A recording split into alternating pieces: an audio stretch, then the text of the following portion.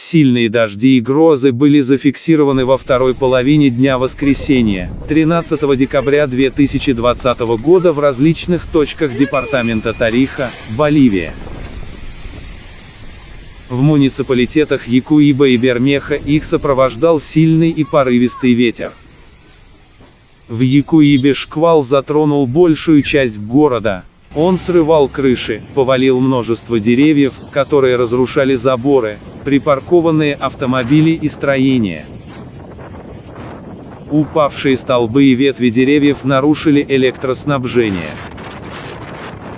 В Бермехо штормовой ветер был наиболее интенсивен на окраинах, и там последствия шквалов оказались не столь значительны.